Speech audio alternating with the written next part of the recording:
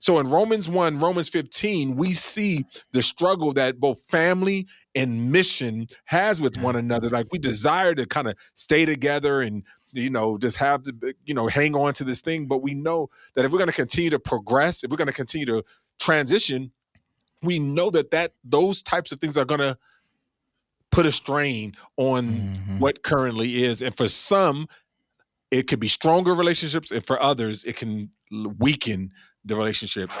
Family, multiplication, restoration. I'm Dhati Lewis. Join me, Noah Oldham and Hayden Radner, as we come to you from Atlanta, St. Louis, and Las Vegas, as we seek to add value to your church planting journey. We'll have real-time, authentic conversations that are relevant to the life of the church planter and pastor. Join us as we hear from leaders of this movement from across North America and discover what it really takes to plant churches everywhere for everyone. The world tells us our differences should divide us. But the gospel, it has a different story. Our mission, our calling, His command, is a mission that unites every Christ follower in a way that stands out, a way that doesn't make sense to the world. Join us June 13th and 14th at Send Conference to be refreshed and celebrate the church together on mission. A free event hosted by the International Mission Board and North American Mission Board of the Southern Baptist Convention. Learn more at sendconference.com.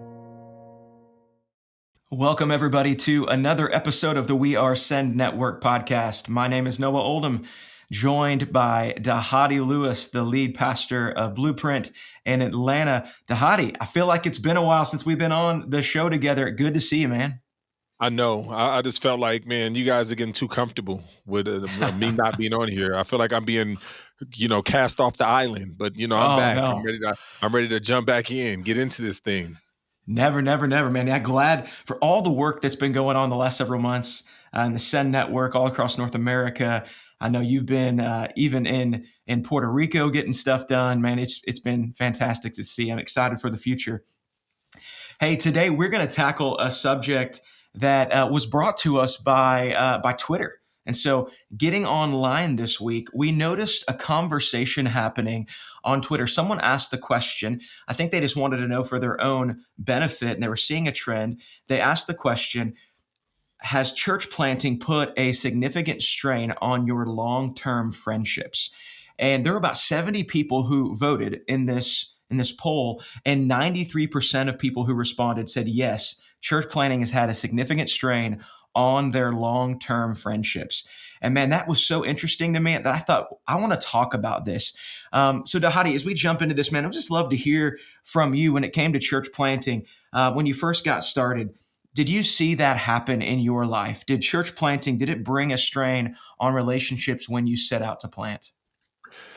Yeah, it 100% does. I mean, there's interesting because on some relationships got stronger and tighter, and some relationships got weaker, and I think that is this one, it's just the nature of just transition, in any types of transition in any way, there's this element of, as we're going into this next season of life, that there needs to be a level of intentionality that's going to take place. I mean, we all have the goodbyes. We all say, hey, things are not going to change. It's going to be exactly the same, but we all know that the reason why we're planting this is so that it's not going to be the same. It's going to be right. Some things that are different. So I think that is key. So it's about change management, I think, in a lot of ways. So that's one. The second thing that I would say is that this is not something that is new. I mean, the very essence of both community and our family and missions are they can struggle with one another. Paul in Romans chapter 1 says, in Romans chapter 15, really, he says, man, I've made it my aim, right, to not preach the gospel on another man's foundation. But on the flip side, we see Paul saying, I yearn to come see you that are in Rome. So in Romans 1, Romans 15, we see the struggle that both family and mission has with one another. Like we desire to kind of stay together and, just have to, hang on to this thing. But we know that if we're going to continue to progress, if we're going to continue to transition, we know that those types of things are going to put a strain on what currently is. And for some, it could be stronger relationships, and for others, it can weaken the relationship. So Oh yes man, and that's good. yes. Yeah, and I absolutely see that too. I thought back to when I left my home church to be sent out to church plant, and I just kind of came to. I was a youth pastor for several years, and I came to my workers and the college age volunteers who had been in the youth group and grown up, and then had begun to serve with me. And I remember sharing with them my passion and my desire to go plant. I wanted them to come with me. Hey, let's go reach this different group of people, and nobody wanted to. And in fact, many people felt this sense of betrayal. Like, Hmm. we had a vision, we had a plan. We thought that this is what we were going to do together for the next season of life, and you're leaving. And there was a strain, honestly, for several years of I felt like they weren't supportive of me going, and they felt like I was not supportive of them as I went. And it took a lot of relationship building, and kind of rebuilding years later to build some of that back. And I think a lot of people sense that. In fact, Dottie, I think this is something for us to think about as well. One of the responders to this question said that they planted in their own community. Now, you as a sending church pastor, you're going to see churches planted and have already seen churches plant out of your church into other areas of Atlanta. And they said that when they left their home church to go plant, those relationships that were in their home church, people who didn't go with them, were strained. Uh, Man, what are some dangers in that? How do we prevent some of that from happening, do you think? Well, I mean, it's the old adage, right? We talk about the Christian bubble, we talk about the inner circle, we talk about all these things. Multiplication. It's something that we wrestle with on a city group level. It's something that we wrestle with on all levels of ministry. Mm, And this, the reason why a lot of times your people don't want your church to grow. Like, we want to grow, but we don't want to grow because we loved it back in the days when we were just kind of all connected. It's the reason why city groups don't like to multiply or be yeah, launched out. I mean, I've seen so many pastors talking about don't use the language split, don't use, just kind of like these things because of the essence of people. You build this sense of intimacy, this circle of trust. You build this sense of like, okay, I belong, I matter, and then all of a sudden you're saying like, give it all up, right? yeah, And that's hurtful, that's painful. And so whenever whether you're going away or whether you're even staying local, that's a hard thing. And the other thing is that there's like normal kind of rhythms of life. If they're not normally kind of intersecting anymore, yeah, where you had those touch points, right? Like, this thing about the average person that, if I was in a church and I was being sent out and to start my own church or to start my own city group, what happens was at first, for instance, in our city groups, our kids, we're all, all of our kids are playing basketball together or soccer together. We're all studying the word together in our city group, Bible study meeting. We're all serving together, so like in a month, we'll see each other 6, 7, 8, 9, 10 times just wow, on natural touches. I'm not talking about, hey, let's get together. I'm just talking about on natural touches and natural rhythms. Now, if I'm going to do a new work to further advance the gospel, now I'm here. I don't have that natural intersection with you anymore. It yeah, has to be, hey, Noah, Angie and I would love to get with you and your wife and let's get together. And, we got to set a time, it takes a discipline yeah, now. Now, even for the most committed of those, you went from 10 times a month to, let's just say, once a month. That is a new relationship no matter what. And yeah, I think those who are able to grieve well, right, who are able to speak the truth, and those who are able to grieve and to say, like, this is sad, but it's like, but also have joy because it's the furthering of the gospel, like, and willing to deal with the pain and the hurt of that sadness. I think are those the ones who are able to, we have had those relationships where they say, when we get together, we just kind of pick up where we left off. It was like, even yeah, though we're not spending as much time, we're still able as if we were. And I yeah. think that is something that we have to consider because there's nothing that we can do with the dynamic of multiplication, and the strain or the sadness that's going to come when working with family. Man, that's right.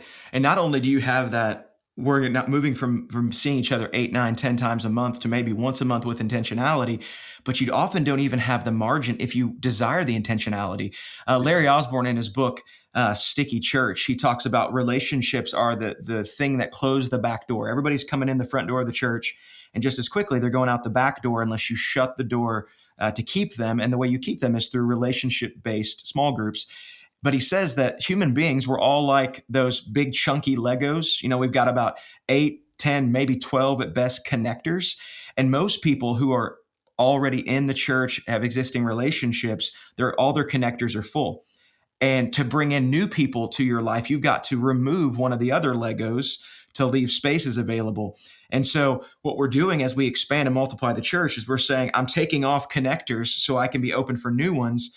And when you now begin to meet with someone else 8, 10 times a month, though you want to stay connected to these other folks over here, you often can't. And like you said, I remember Jeff Vanderstelt said this in a boot camp online video that he made with Soma.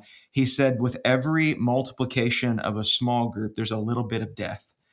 And like you said, man, you've got to grieve the death and then celebrate that out of that death is going to come life and multiplication. And so, man, that's really good. And so we talked about the strain on relationships when you plant.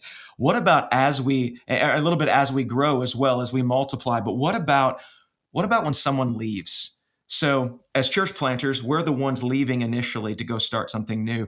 But as pastors and as multiplying churches, we begin to experience people leaving, or just as pastors, longtime members maybe leave.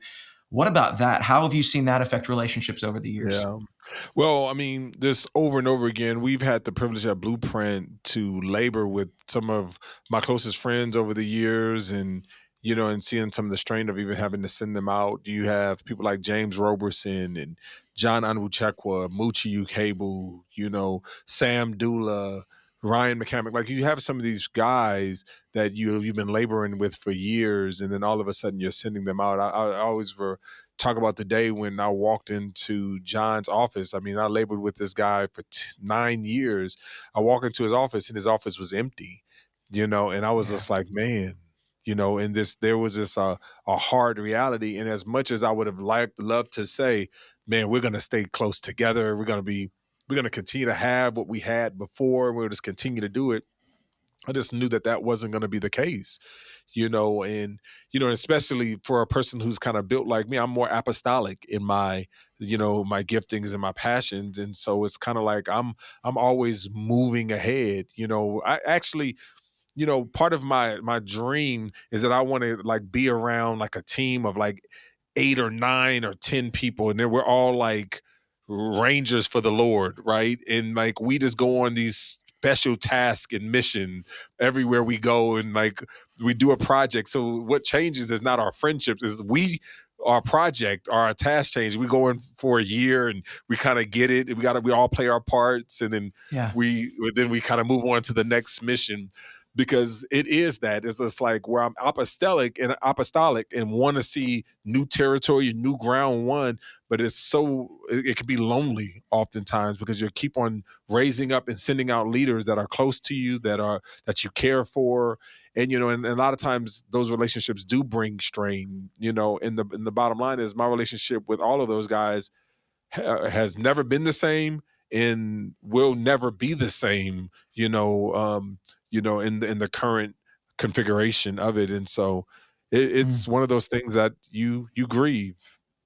Yeah, man, that's true. We've experienced that too at August Gate over the years. I planted with a team of 3 guys, and we eventually sent one of them out 4 or 5 years into our plant to plant another church in the city. Meanwhile, we'll bring other people in and send them out. But then this last year, we walked through a transition where my best friend of 17 years, we've been doing ministry together for 17 years in different avenues. We went from a multi-site church to now leading autonomous churches. And man, just even yesterday, I saw him at a church planning meeting here in St. Louis, and we just hugged each other and embraced each other. And then during the lunch portion, we just sat next to each other on purpose. And someone even came up and said, this feels like the old days. It feels like when we just got started and we were prayer walking and driving around St. Louis and dreaming, and so much has changed, so much life has happened, and we'll never get any of that back. But it's good because he is now leading at a higher capacity and I'm leading at a higher capacity, and we're going to eventually send more people out. But there can be strain, if we sat around and we worried all day long. What's he thinking? Does he not care for me in the same way? What does our friendship not being as tight mean? And I think it takes a lot of thick skin. I didn't grow up as a pastor's kid. My wife did. And so she was always, moving on, seeing people move on, and she learned to deal with that. And there'll be seasons I get in my feelings about people leaving, and she reminds me, hey, this is the natural part of the gospel. If we're going to trust the Lord for the next thing, we're always going to see people leaving. And man, Yeah, it's and hard, but it's real. it reminds me of the idea of, in marriage and relationships, any marriage, get marriage to work, it's you have to choose trust over suspicion, Mhm. because distance, right, can bring that distrust. And so oftentimes, unless you are cultivating trust over suspicion, you will find yourselves kind of letting your mind wander, and those things. And so I agree. I think it's really important for us to make sure that we are like, pressing in, leaning in, making sure that there's you're cultivating that trust over suspicion in there. Yeah. Here's one of the things, Dahadi, that I've learned I think is helpful as I thought about this subject today is the difference between being sent and leaving. So at our church, whenever covenant members are leaving for good reasons, not because of sin or not because of some sort of drama, but they're leaving, they're moving, they get a new job, or it's time for them to move on to a new church because just their life has changed or whatever it might be. We don't want any of our covenant members to ever leave. We want to send them out because when you send them, there's not the suspicion. There's not the unresolved conflict. Instead, it's we believe God is taking you somewhere. He's going to go before you, come behind you.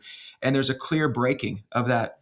This is what a relationship was. Now here is what it is now. When people leave, there's all that, it's all nebulous. And so I think what's really good about planting as well. And so I would encourage those of you who are going to plant churches in and around your city, always send.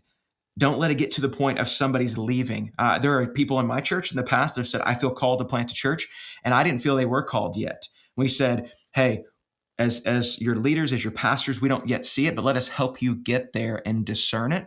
That's why I think that a church planting assessment like Send Network Assessments is it's helpful because it allows somebody else to speak into it. We always want people to be sent and not leave, because when they do, there's that clear division of this is what our relationship looks like moving forward. Is there anything else you've seen, Dahadi, that's helpful in that process to make sure that things are clear and things are defined? Yeah, well, I think one on the both, like what you just said, on the front end, but also the back end. When that person comes and tells you, "Hey, I'm starting to feel this calling or this desire," like you clarify expectations early, right? Mm, And then throughout the process, make sure that you're constantly doing check-ins.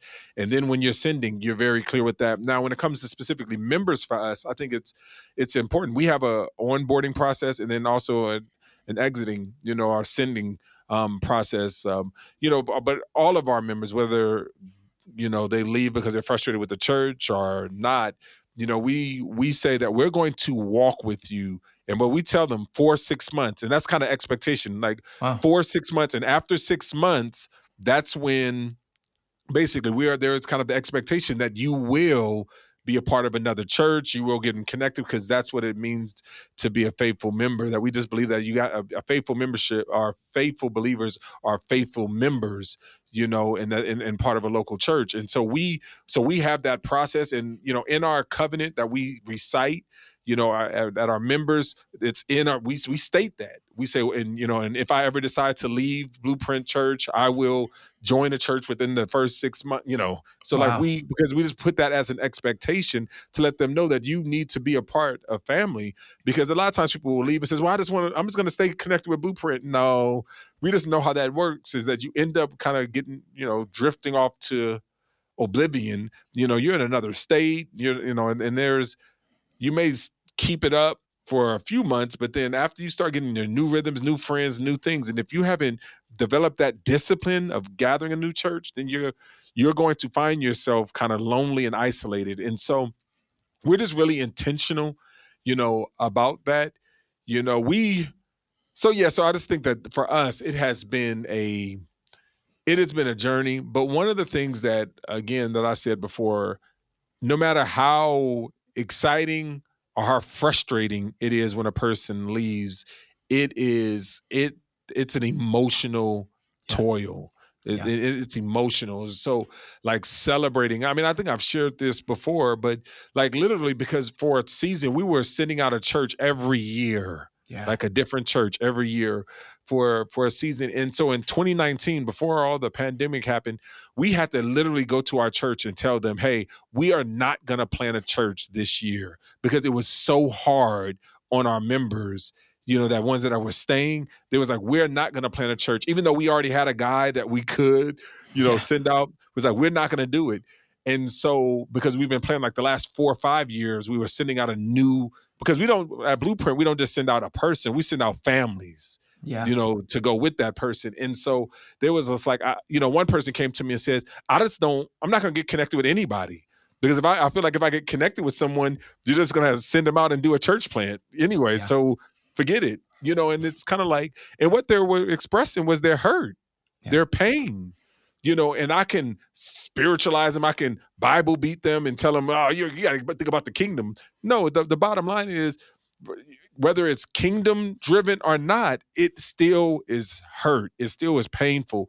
And we just got to help pastor our people through these moments. But if we also got to be willing to pastor ourselves through that moment. I really do think as a pastor, one of our number one jobs personally is to constantly cultivate our heart to pursue God above all else and to keep our hearts softened, because what we will do is that we will just start throwing out words and like prepackaged phrases, prepackaged terms, been there, done that, and we just kind of have a auto repeat, and what happens is that in the process that our hearts get hardened, in that, but I really believe it's a good thing to feel the pain, whether we sent them out or whether we not. I tell people, I want to keep weeping for everyone that leaves on good terms and bad terms. I want to keep my heart softened. I want to keep feeling that, because if you don't, like, you won't do well and you won't be a multiplier, and you'll come up with a whole bunch of reasons to hold people in, and you just won't do it. You have to grieve well, because it's loss and it's sad. So we got to grieve well. Man, it's good. Hey, before we close here, just want to put a plug in for Send Network. That's why one of our core values is family. And we know that as pastors, we can get gun shy too, just like the members of your church that are like, I don't want to connect with anybody because they're just going to leave. We can feel that way in ministry as planters and pastors. We see people coming and going. I'm not going to connect with anybody long-term or very deeply because I don't want to deal with the pain of being hurt. One of the beautiful things about Send Network is we never plant alone, and that in our cities and our geographic region, even beyond that, because of technology and events that we have, we can build relationships with other church planting couples so that we have long-term relationships. People who are with us, even if they're not with us, they're going to be as they do ministry near us. And so if you're planting alone, hey, consider joining up with Send Network, where we have family as a very high priority.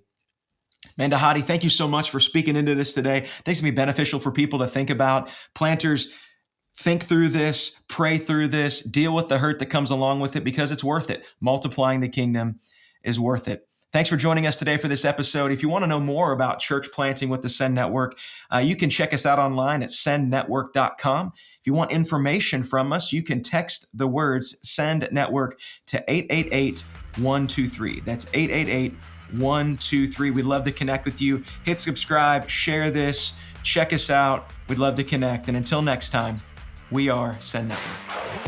You have been listening to We Are Send Network, a resource of the North American Mission Board.